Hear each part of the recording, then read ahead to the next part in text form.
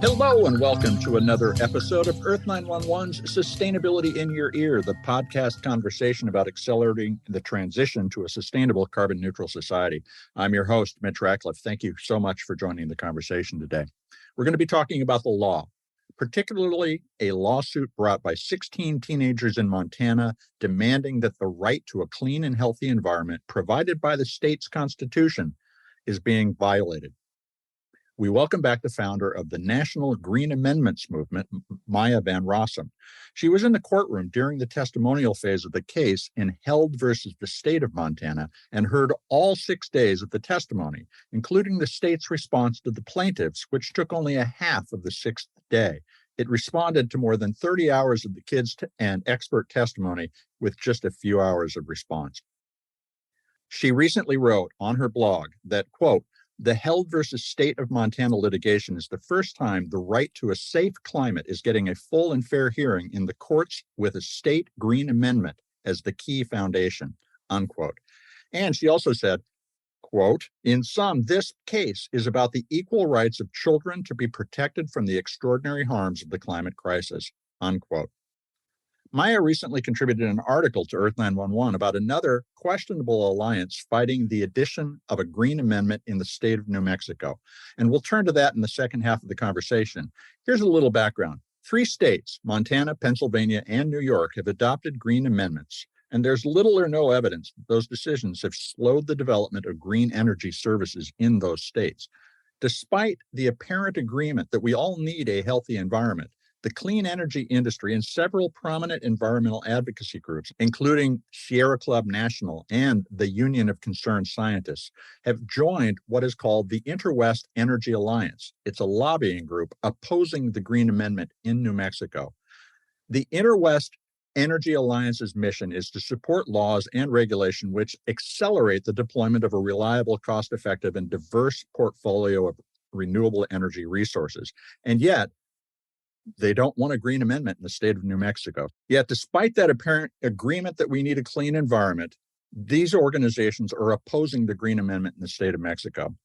We'll learn more about that in a moment. And you can learn more about Maya and the Green Amendments for the Generations movement at forthegenerations.org. For the Generations is all one word, no space, no dash, forthegenerations.org. Welcome back to the show, Maya. How are you doing today? I'm doing great. Thanks so much for having me. Well, thank you for joining us. I know you're getting ready for a vacation, and I hope you actually get away this time. But let's start off with just a very basic question here. What's at stake in the case of Held versus the state of Montana? Is it the ability for citizens to hold governments accountable for environmental protections within their state? You just said it. That's exactly what it is. I mean, the Held v. Montana case is really about whether or not Montana state government can be held accountable to consider the climate crisis in their decision making, and also be held accountable for their proactive prioritization of continuing to extract, transport, and consume dirty fossil fuels, whether they're being consumed in the state or outside of the state. So that's sort of the core of the decision making. But I think what's really at stake is how will the Montana Green Amendment that entitles the people of Montana to a clean and healthful environment, how will that be interpreted in the context of the climate crisis? Will the climate be identified as part of the right to a clean and healthful environment? And assuming yes, will government officials then be held accountable in a meaningful way to ensure that they are addressing the climate crisis, so they are protecting that fundamental right of the people? So in a way, this is analogous to the debate about whether or not ESG criteria can be used in, for instance, state investment funds, retirement funds. The whole question of whether or not a government can consider the climate crisis in any decision is up in the air right now. And this is the courtroom case that's going to decide this, at least for the state of Montana. How do you see it? I just want to say it's a little bit different. And the reason why it's different, and to me is so much more meaningful, is because we are not talking about another law, regulation, policy, or program. We are talking about a constitutional entitlement of the people to a clean and healthful environment. And at this point, we only have what I define to be a green amendment an amendment that lifts up environmental rights so they're given the same highest constitutional as other fundamental rights. We only have those rights in Montana, Pennsylvania, and now, as of January 1, 2022, in the state of New York, although we have a lot of other states that I'm working with through the Green Amendment for the Generations Movement to secure this kind of entitlement. But the interpretation in Montana of whether or not those environmental rights include the climate will have ramifications for those other Green Amendment states that currently exist or hopefully will exist in the future, and guide the important value of whether or not the climate has to be specifically mentioned as an environmental right. In many of the proposed states, I encourage people to specifically include the climate. And so a lot of states are, but a number of states aren't. And in our other Green Amendment states, Pennsylvania and New York, like Montana, the climate isn't specifically mentioned. So it really is, to me, something far more important is at stake here. It is the human right of people to a clean, safe, and healthy environment, including a safe climate. And that human right as it is being protected at the constitutional level. What does it mean to have this kind of constitutional right? And that's a little bit different than what does it mean to have another law. And there really hasn't been any adjudication of this kind of a question before. Is this literally the first time we're talking this through? Well, it's the first time we're talking it through in the context of climate. We have many cases using the Pennsylvania Green Amendment, the Montana Green Amendment, and the New York Green Amendment in other environmental contexts where the constitutional entitlement has been used to address critical issues involving contaminated water, contaminated air, toxic sites, to address excruciatingly pro-fracking laws, right, that will perpetuate dirty fossil fuels in devastating ways, magnifying their growth and expansion in states, even though fracking is already happening at some level. To what degree can state law be allowed to perpetuate that? So we actually have a lot of really powerful precedent on how constitutional Green Amendment entitlements protect environmental rights. But this is the first time where it's being adjudicated as to whether or not a clean and healthful environment or that kind of terminology should include the climate. And then if it does, how does it impact government decision-making? Okay, so let's get down to the ground level here a little bit. You talked to the kids, you heard the testimony during the suit. What kinds of communities do they represent, and what kinds of environmental impacts did they call out in their testimony saying, this is what we want to be protected from?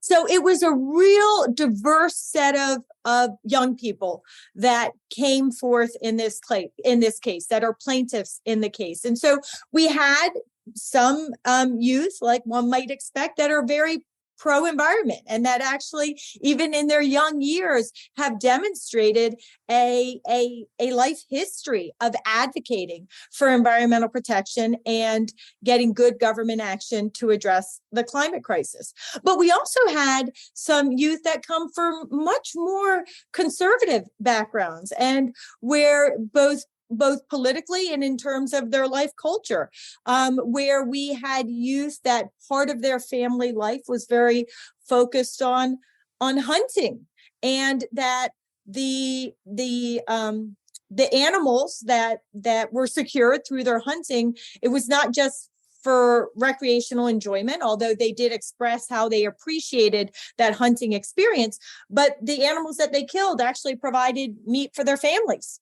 And that they talked about how they don't buy meat at the store. This is what they eat. But that it was clear that I think to me, what shone forth was that the family culture was much more conservative than the other children. We had a lovely young person who was an artist who brought forth some of her beautiful art, including a self-portrait where water was just pouring from her eyes. And as I recall, she characterized that as displaying the despair she felt over the climate. We had indigenous youth talking about their indigenous, Native American culture and how the climate crisis was impacting that. There was the one of the youth was from a ranching family. and, engaged in her whole life her whole young life as a rancher. So we had a woman who was very much seems to be competitively skiing and a big runner, so it was a real diverse set of youth, but every single one of them was able to talk about how the climate crisis had impacted their health, their safety, their lives with their families and with their community, and how it had psychologically impacted them, and the fear in the present and for the future that it was creating for them. So it was very striking and dramatic. How would you characterize the kids' feelings about the future? Are they hopeful that the courts can help them, and are they generally hopeful about the future? So that was one of the things I think about the testimony that was brought forth, was the youth did talk about, again, the despair, the fear, the worry that they experienced as a result of the climate crisis, and really use that kind of terminology, how it had devastated every aspect of their lives. But always the testimony ended with a sentiment of hopefulness, an expression of hope that the court would come out with a determination that would provide them with a remedy and allow them to hold their state government accountable, and really send the message that we have a right to a clean and healthful environment. You have a duty to protect that right and to prioritize that right in every action you take and every decision you make. And that includes addressing the climate crisis. So Montana was the first to do a Green Amendment back in 1972. And that's a misnomer. People think that, but the first Green Amendment was in Pennsylvania. Was it? I'm sorry. Yeah, and it was in Pennsylvania. And actually, when you look at the language, in my estimation, the most robust language is actually in Pennsylvania. You then have very powerful language in Montana that came the year after. And then in 2022, we got our New York Green Amendment. Okay, I apologize for the misinformation, but let me ask you this. I mean, almost 50 years later, is Montana living up to the language of its law based on how you heard the testimony in the courtroom? In your opinion, are they doing the right work as a state? So on this particular issue, on the climate crisis, the answer is no. And that is why the courts are getting involved, because the legislators actually passed legislation that are preventing the regulatory agencies like the Department of Environmental Quality from considering the climate crisis in their decision making. And so being able to have the information necessary to address the climate in the context of the constitutional right of the youth and other Montanans to a clean and healthful environment. And that prohibition on being able to consider the climate crisis complemented by a real prioritization within the state at the legislative level and at the regulatory level to continue to advance the extraction, the transportation, and the consumption of dirty fossil fuels is, coming together and really compounding the climate crisis and all of its devastating impacts, and that state's contribution. So in that context, I would say no.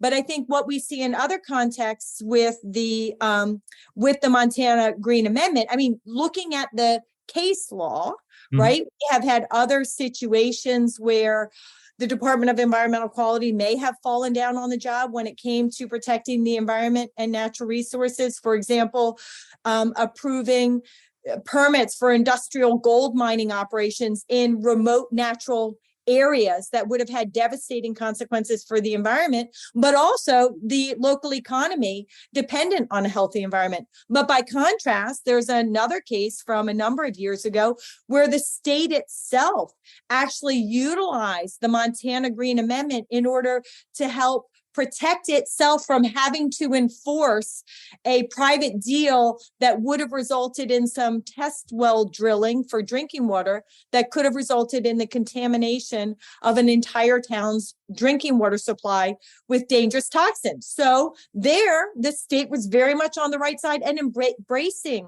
the Green Amendment protections in its work. But in that case, there was a very concrete example of a concern, whereas the climate is this abstractions. Let me ask about this. So Dr. Jack Stanford, a water expert, testified about the state of groundwater and surface water in Montana. And it's a dire situation. Can the kids rely on that kind of hard example, the fact that they won't have sufficient water available to them during their lifetime, as the leverage they need to get the court to decide in their favor? So yes, as you said, Dr. Stanford really talked to water quantity. He talked to water quality. He talked about the algal blooms that are being experienced in waterways. He talked about how the water was quickly warming and what were the ecological ramifications of that. And so he had a lot of really good specific information about how waterways were being impacted by the climate crisis. And that scientific evidence is very helpful in making the point that the climate crisis is impacting the environment and therefore the right of the youth to a clean and healthful environment. But I think on its own, it's powerful and it's compelling. Would it have been able to make the case with just Dr. Stanford alone?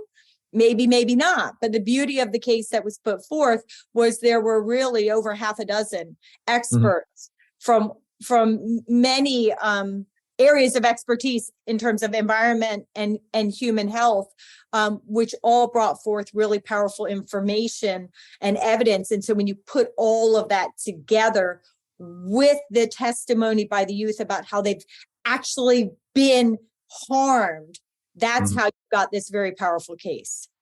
So the state had what I would describe as an underwhelming response. How would you characterize their defense of their situation? So I think underwhelming is an understatement of what a poor job they did. I think first and foremost, the youth case lasted for a full 5 days, and it was robust, and every minute was compelling and powerful with facts and evidence and science. Going into the second week, the state, took less than a day, and they had 3 witnesses. They had 2 expert witnesses going into the case, but midweek of the plaintiffs putting on their case, the state announced that they were withdrawing one of their experts. And I can only imagine it's because as the plaintiffs were having their experts testify, amongst the things that those experts were testifying to was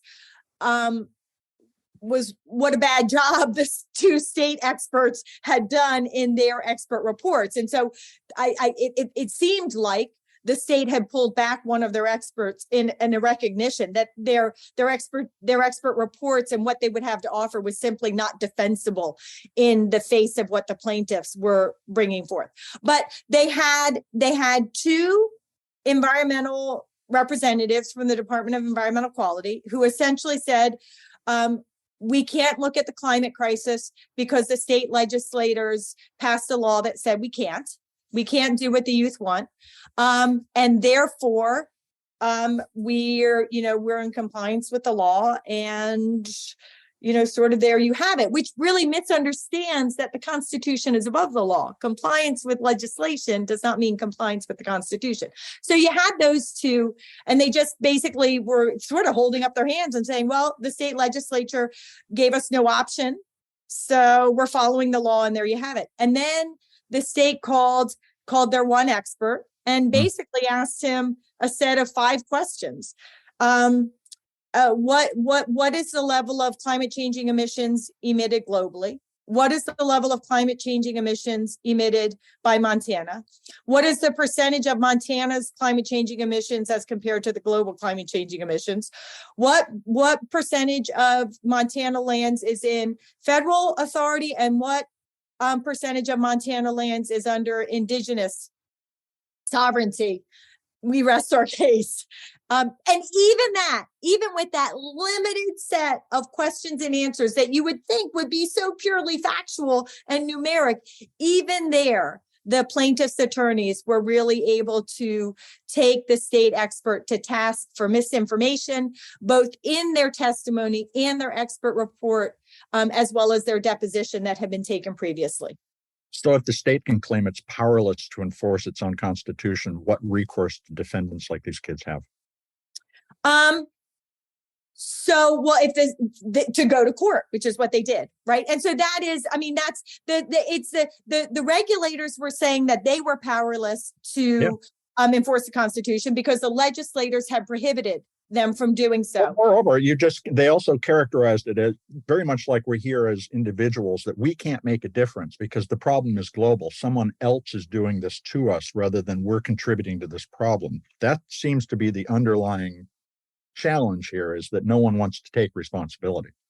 So you are right. That was definitely a line of the defense. So part of the line was a legal argument, which is the legislature is the one that gets the right to decide, to what degree the climate crisis does or does not get addressed. And that ignores that higher authority of the Constitution, which is the people's document, and the people telling government that that's not in fact the case, right? So that's a miss. But you're right. On the other side, the state in their questioning of the experts brought forth by the plaintiffs, as well as their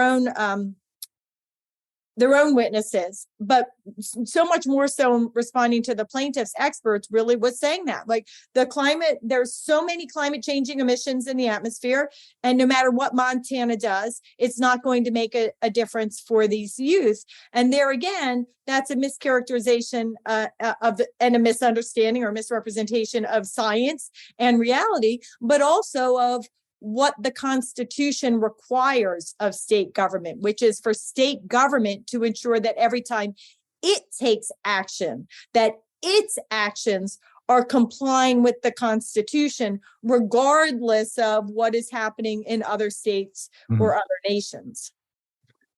This is a really important conversation. I want to take a quick commercial break. We're going to be right back. Hey, extended producer responsibility, change makers, let's unite. Meet me and the Earth911 team in Portland, Oregon this September at the 2023 U.S. Product Stewardship Forum, the nation's only conference dedicated to EPR legislation and best practices. The circular economy is being crafted today, brick by brick, with EPR legislation, and packaging recycling efforts are leading the way. 2022 saw unprecedented momentum, with 18 states considering over 60 EPR bills, and 6 became law. This year in Portland, you'll find exclusive insights from globally recognized EPR experts. The Product Stewardship Institute invites you, the movers who will shake their regional recycling and composting systems with new ideas. Network. Hone your EPR knowledge and form strategic alliances to drive the circular results this world needs. Now is the time for producer responsibility. So join us at the 2023 U.S. Product Stewardship Forum in Portland, Oregon. That happens from September 11th to 14th. Register today at productstewardship.us. Product stewardship is all one word, no space, no dash. Productstewardship.us. Be a part of the solution, because stewardship starts with you.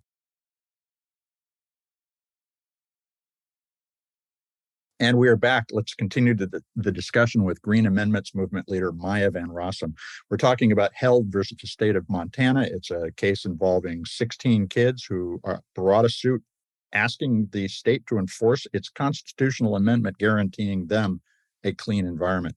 So, Maya, after sitting in the courtroom, hearing the testimony, watching the judge, what do you think the ruling will be in Held? And if the kids lose or are found to lack standing, for instance, what's their next step?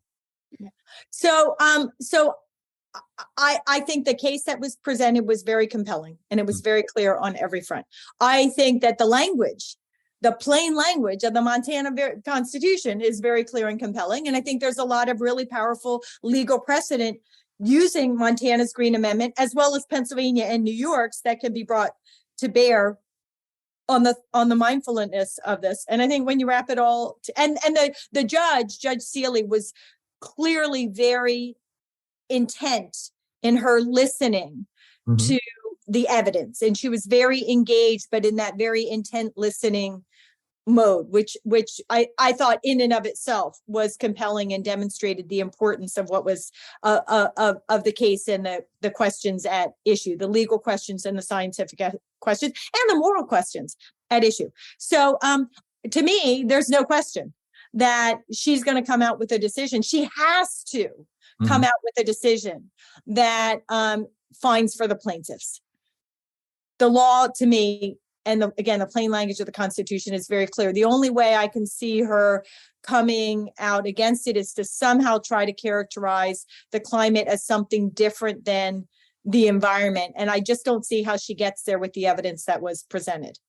So obviously the state will then appeal that ruling. This goes to the state Supreme Court next?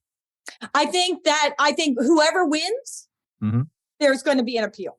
Yeah.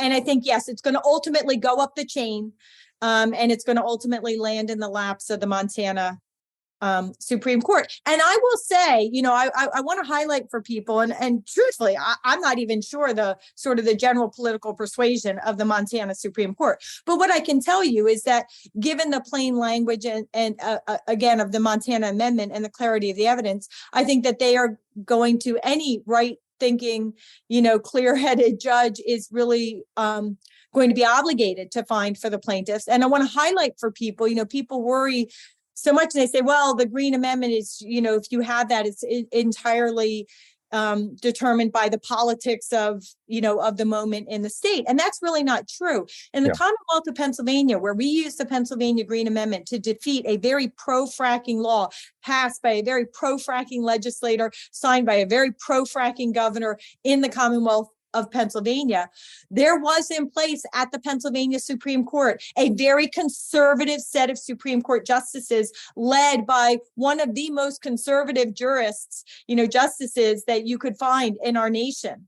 And we got this incredibly compelling decision written by Chief Justice Ronald Castile, that very conservative Chief Justice, where he found for myself as the Delaware Riverkeeper, my Delaware Riverkeeper Network organization that had brought that constitutional environmental argument, he found for us and very clearly laid out the plain language of the Constitution with the clarity of how constitutional law works, really mandated a finding that this pro-fracking law, the provisions that we were challenging, did violate the constitutional Green Amendment of the Commonwealth of Pennsylvania. And so it really is not about politics. It's about the clarity of the language and the clarity of constitutional law. And when you put them together, the decision comes pretty easily, and it comes for the environment and for the people.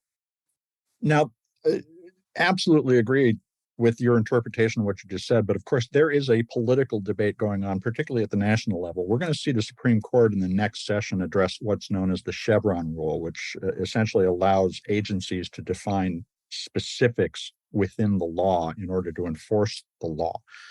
How has watching the Held case changed your thoughts about the importance of enforcement provisions in other state green amendments in the future or in a national level? I mean, the truth is my conviction is not based on the Held v. Montana case. Almost to the opposite. I have long said that when a climate case is brought in any green amendment state, we will have a positive outcome because of the power of the analyses that I have seen and experienced and secured with green amendments in other states. So it's a little bit of a different way. Let's say the Supreme Court, the United States Supreme Court, rules to overturn the Chevron rule. Would that be a existential crisis for the environmental movement? So I think I think that it will have a dramatic impact now, because what Chevron does is it says that the judges have to give deference to the regulatory agencies unless somebody can, come forth and make a demonstration that the determination by the agency was arbitrary or capricious or not supported by substantial evidence. And I will tell you, there have been plenty of times that Chevron deference has supported environmental protection, but there have been plenty of times that Chevron deference has been utilized to uphold very bad environmental decision making. So, it's going to be a dramatic change for the law. It's a little hard sitting here right now and until one sees the outcome to know exactly how it's going to play out. But thinking about the Supreme Court, thinking about the environment, thinking about legislative approaches versus constitutional approaches, we can look at the gun rights case, the New York Rifle Association case, where because there was explicit constitutional language about the right to bear arms, whether you agree exactly with the interpretation or not, there's that explicit right.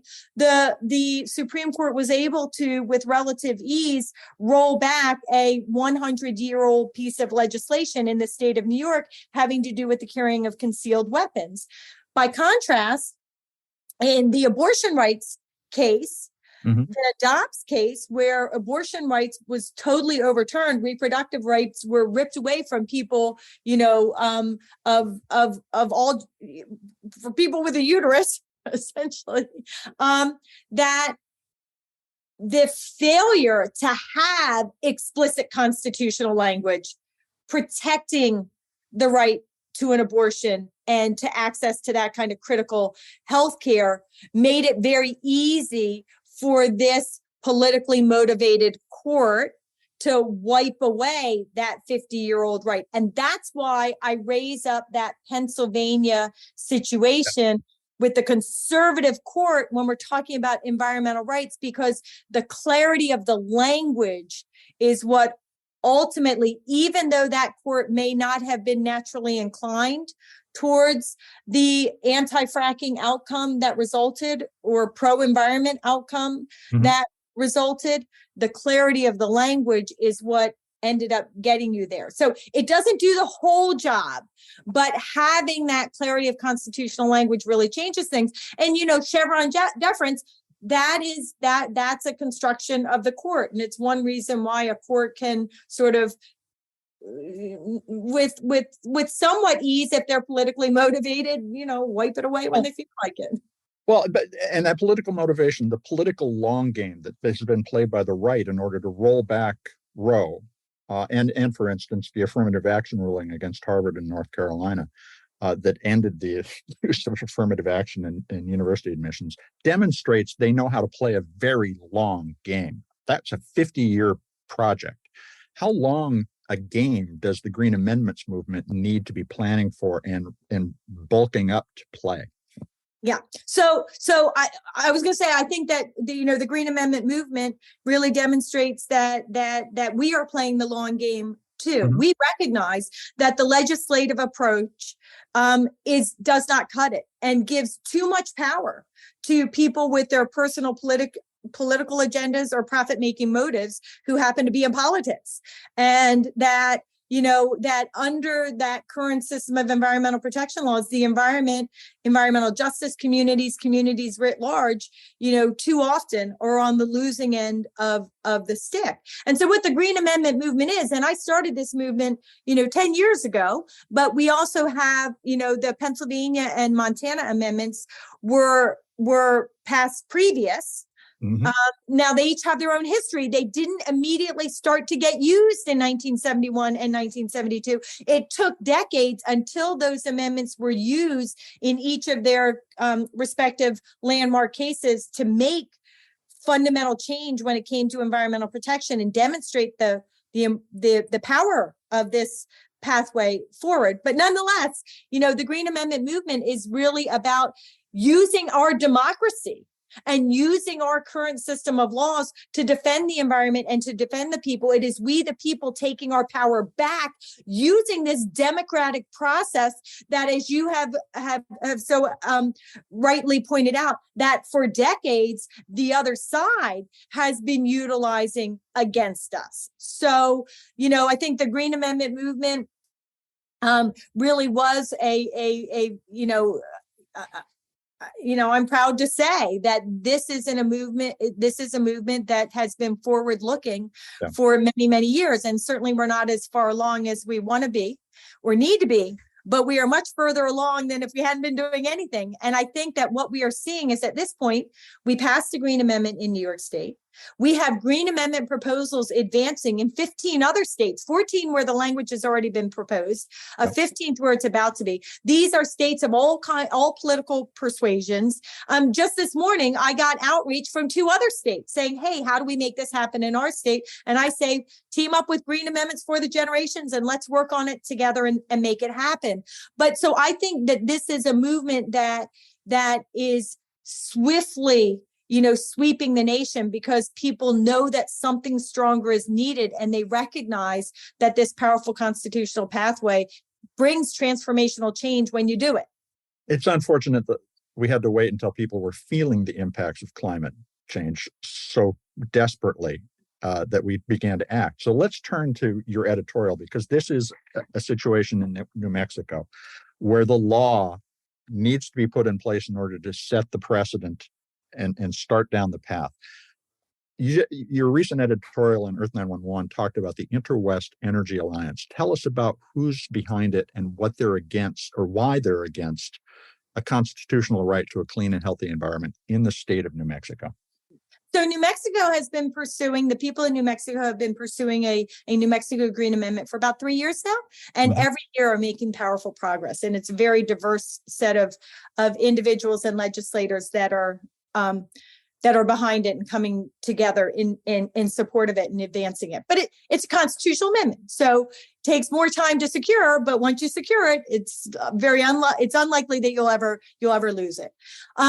Interwest-energy-alliance claims to be a group of clean energy companies, primarily industrial wind projects, and they are asserting and misrepresenting, frankly, that having a constitutional right of the people to a clean, safe, and healthy environment, including, and explicitly New Mexico's proposal includes climate, will somehow be undermining for advancing clean and renewable energy. I think there are 3 important points here. Number one, that's 100% false, that the constitutional entitlement to a clean, safe, and healthy environment, including a safe climate, is actually very powerful value added that will really help advance truly good, clean, renewable energy projects. Right now, not all clean, renewable energy is the same. There are some things that are characterized as a good, clean energy project, and fundamentally they're not. So they're not going to be benefited. But if you truly have a good project, good solar project, wind project, clean energy project, the Green Amendment is really going to help support the advancement of that important solution to help address the climate crisis. So that's number one. So they're just flat out misrepresenting the amendment, and also, saying silly things like courts have no business in determining environmental protection and law and policy. Well, that's absurd. Courts have a business in every area of law, have been long involved very effectively in environmental protection. So that's just like a stupid kind of thing to say, but that's the kind of thing that they're saying. No place for the courts, which is silly. That's number one. Number two, when you actually read their memorandum of opposition, it was written by a firm that, when you speak with anybody in New Mexico that's been working on the environment, will tell you that that's a firm that is traditionally recognized as being as representing fossil fuels. Okay. So one really has to question whether or not this is somehow some sort of front for some sort of fossil fuel. Are some of the clean energy companies that are listed as members of Interwest-energy-alliance actually fossil fuel companies?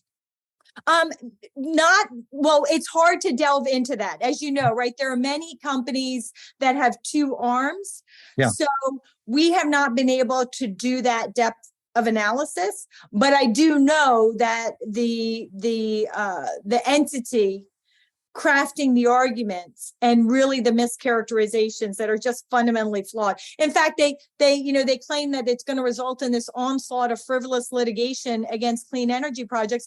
And the only case that they were able to point to in the Commonwealth of Pennsylvania that involved a clean energy project and Green Amendment language, the Clean Energy Project won. So, and it's well over a decade old. So we don't see Green Amendments being. So they're not showing a lot of evidence this is going to slow the development of clean energy. No, they're not. And when you understand how the law works, right, you understand again, and I'm able to explain very easily how the Green Amendment becomes a powerful positive value added. And that, in fact, if there were frivolous litigation, the Green Amendment would actually be the tool that would help government and industry fend it off and, stop it in its tracks, as opposed to being the source of that kind of, of an inappropriate challenge that would have success. Mm-hmm.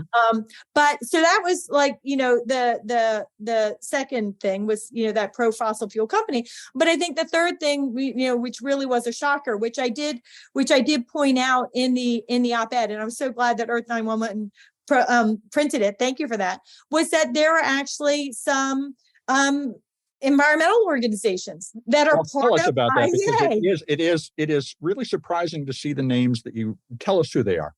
Yeah, Union of Concerned Scientists and Sierra Club are part of interwest-energy-alliance. Now, I will say, and I'm not going to mention them because they did the right thing. There are actually two other environmental organizations that are part of IEA, and I reached out to all four organizations, all four of them, and I said, you're an IEA. They're not just doing memos of opposition.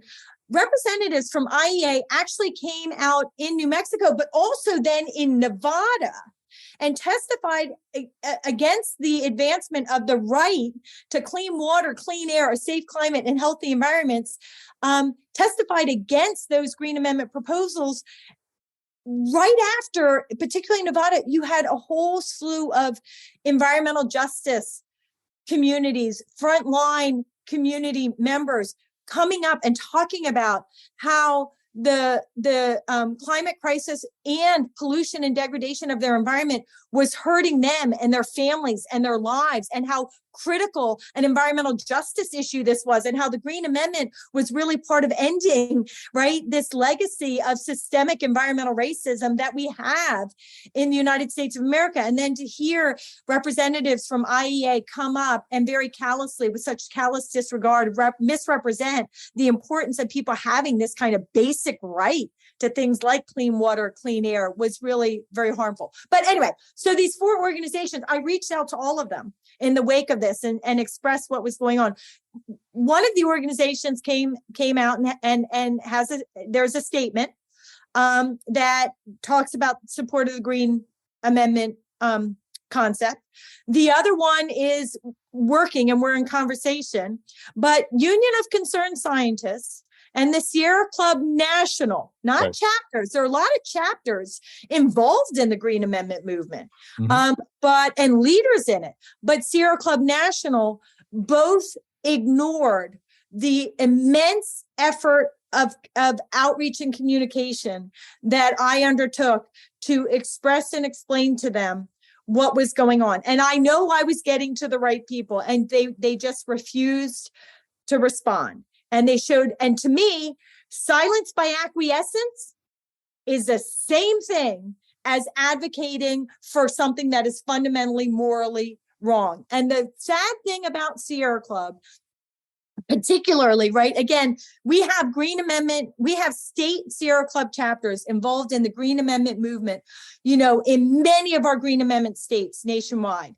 And so to have Sierra Club National supporting IEA, opposing the Green Amendments that these state chapters are working so hard to advance, that is just a fundamental undermining, and that's just fundamentally wrong. Well, go ahead. I was going to say, when you take the Held case and the anti-Green Amendment movement from IEA in New Mexico, put them side by side, the irony is just strikingly clear. Is the basic principle we need to be thinking about as we apply Green Amendments, whether or not they've been approved or not, that we should use the precautionary principle before we do things to the environment in order to protect people first? How do we prioritize individual rights and the need for business to do business? I think people come first, but we have this dynamic, particularly in the United States. What's your advice? So first off, that is one of the things that a Green Amendment accomplishes. the precautionary principle, 100%. Government, if it's going to permit or allow industry or emerging contaminants or other things to advance, before it gives its approval, it has to understand with absolute clarity what are going to be the ramifications. Right. And we can see what happens when government does not do that in the arena of per and polyfluoroalkyl chemicals, right? People hearing about the forever chemicals, PFAS chemicals that are now invading people's bodies, drinking water supplies, the flesh of fish and deer that people fish and hunt, right? In for recreation and or consumption. The reason why PFAS was allowed to proliferate in the environment and devastate people's lives so dramatically is because of an absence of law and regulation.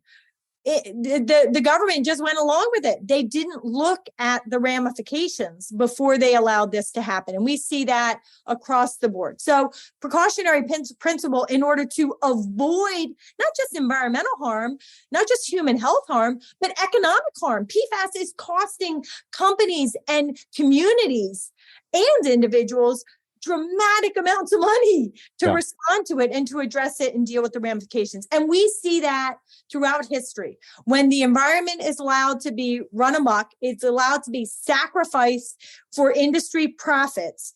It's not just people that suffer, but economic development writ large suffers. So by having a green amendment that ensures that when business operations are allowed to advance, that they have to do so in a way that is best protective of the environment, we avoid economic harms that result from having to respond to that. We actually enhance economic development. There's a lot of job creation that comes from the innovation that results. Preserving the environment has been demonstrated writ large to result in greater economic prosperity. Just look at development projects that are built in a way that is environmentally friendly. Those residential and business operations sell more quickly for more money, and they're often built at lesser costs. So the Green Amendment is not at all, and actually Chief Justice Ronald Castile made this very clear, it is not about a choice between environment and economy. It's about ensuring that economic development happens in a way that protects the environment so we can all benefit from the prosperity that will result on both sides of that coin. So tell us what states the Green Amendment bills are making progress. Where can we put some effort now to make that happen? So there are a lot of great states. So I think some places where we have real powerful progress and a lot of extra people power can make the difference. First off, Florida is the one state where the Green Amendment is advancing by citizen petition. And so in Florida, the Green Amendment movement, it's called the Florida Right to Clean Water, needs a lot of people who are willing to help collect signatures or to sign on the dotted line. So if you go to flgreenamendment.org, you'll find the pathway into Florida where if you're from Florida, you can volunteer or sign up in support. The other states are advancing through a legislative path. We are seeing really significant meaningful progress in Delaware, New Jersey, and Maine on the East Coast. Although I'll say in New Jersey, over half of the New Jersey legislature are co-sponsors of the New Jersey Green Amendment. And the only reason why that amendment has not been allowed to advance is because a few people in leadership positions have refused to schedule a hearing. If you can't get a hearing, you can't get a committee vote. Can't get a committee vote, the legislature can't vote in support. So, we need in these states people to speak up and get active in defense. We have real powerful progress in New Mexico. So really want to encourage people to get involved there. Nevada, we have had very early success, but the Nevada legislature sort of only meets every other year. So they're really in a building mode. Oh, on the East Coast, Connecticut's Green Amendment was just proposed and really has made powerful progress in a very short period of time. By the way, for anybody who wants to learn about these, there are two ways to do it. If you go to forthegenerations.org, there's an active states link. Go to active states and you can find all the active states. Or if you are interested in one of the states where I've mentioned, if you do the states letters like NM for New Mexico, nmgreenamendment.org, you'll get to that state's website. Hawaii also is a place. Hawaii has really valuable existing constitutional language that has been used in very meaningful ways. And in fact, is the basis of a youth climate case coming forward that I anticipate is going to be successful too, because of the case that's being made. But that existing what we call trustee language, where the state is the trustee of the government is the trustee of the state's natural resources for the benefit of the community, that will be powerfully strengthened by having a Green Amendment added to the Bill of Rights section of the Constitution. And so there's a lot of interest in Hawaii where they really care about their environment and having this additional language to help bolster other pre-existing language that's already there and again has been used very effectively in certain context. So those are just some. I will say too, it hasn't progressed very far yet, but there's real, our legislative champions really care in the state of Iowa. And I think if you hear about, Michigan, we're anticipating a proposal. The movement in Michigan is really coming together beautifully. The language hasn't been proposed yet.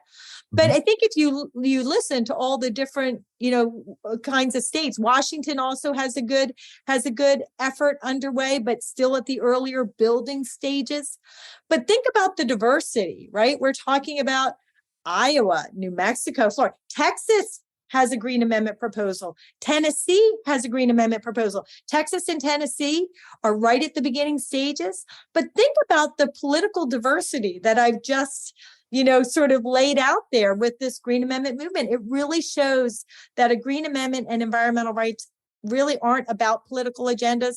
It really is about protecting people, the environment, and future generations. Well, Maya, that's a great summary. And thank you for sharing so much information about the states, because I think our listeners are looking for opportunities to get involved.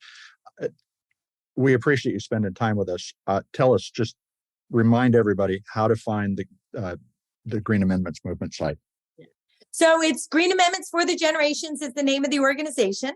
And the site is For the Generations, FOR, For the Generations.org. If you go there, you'll find all the active states. If you didn't hear your state mentioned and you want a Green Amendment movement advancing your state, you'll be able to get in touch through that website. And very literally, I will probably be the person to call you back because I take this very personally.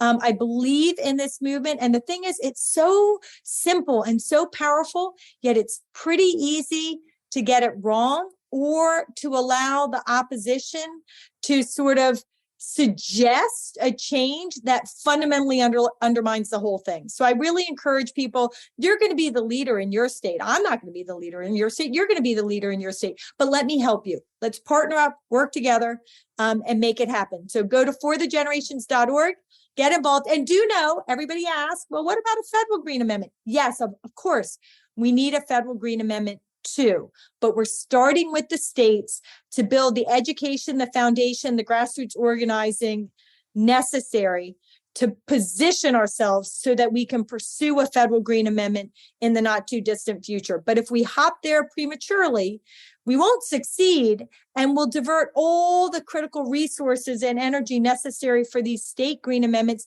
that can provide so much protection and divert it to an effort that's not ready yet. But it will be, I'm hoping, within the next 5 years. Maya, thanks so much for joining us today. Thanks for having me. We've been speaking with Maya Van Rossum, founder of the Green Amendments movement that's building on early efforts in Pennsylvania and Montana, which passed their laws in the 1970s to extend the right to a clean and healthy environment across the country. New York's Green Amendment took effect earlier this year, and if you're in Delaware, New Jersey, or Maine, there is an active legislative debate going on now. Floridians, whose legislature is dominated by anti-regulation politicians, are driving a petition to demand a Green Amendment. And you heard about the potential for progress in New Mexico, Nevada, Connecticut, Hawaii, and other states.